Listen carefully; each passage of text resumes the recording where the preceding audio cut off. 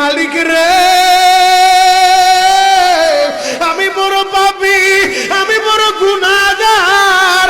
ও দয়ার আল্লাহ, আমি 10 বছর তোমার গোলামি করি নাই, আমি 20 বছর গোলামি করি নাই। আল্লাহ আজকে মনিরুল ইসলাম শরীয়তপুরি আমার ভাই শোনায় গেছে, তোমারে বন্ধু বানাইলে ওই জান্নাত পাওয়া যাবে। মালিক রে, তুমি আমারে দাও না মাফ কইরা। যুবক রে, যদি কেউ আল্লাহরে বন্ধু বানাইতে পারে তার কোনো আর চিন্তা নাই, তার চিন্তার কারণ নাই গো বাবা।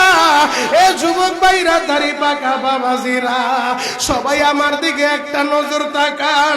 এই যে দেখেন আমি হাতের ভিতরে আহারে টিস্যু দিয়া কাফনের মতো একটা দৃশ্য বানায় ফেললাম।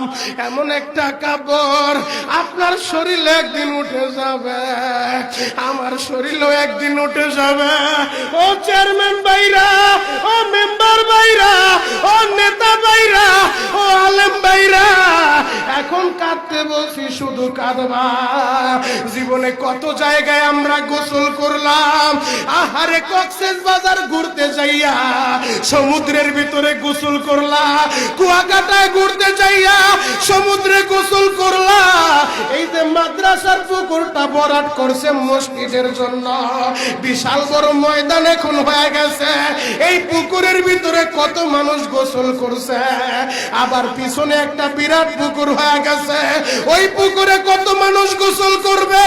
ও সোনামুখীর বাবা গো, তোমার বাড়িতে নিজের টিউবওয়েলে কতদিন তুমি গোসল করছো, তোমার বাড়িতে দামি একটা গোসলখানা বানাইছো, বিদেশি ঝর্ণা লাগাইছো, ওই ঝর্ণার পানি দিয়ে তুমি আর আমি গোসল করি। এমন একটা দিন তোমারও আসবে, এমন একটা দিন আমারও আসবে, আহার ওই ঝর্ণার পানির গোসল আমার হবে না, পুকুরের পানির গোসল হবে না, আমার আপনার একটা গোসল দিবে। কেমন গোসল দিবে জানেননি?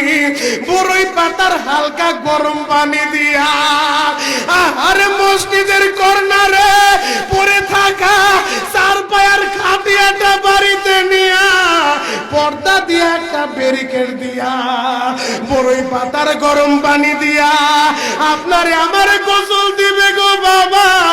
ওই গোসলটা যেদিন দেওয়া হবে, আহারে এরপরে আর দামি কাপড় পরতে দিবে না।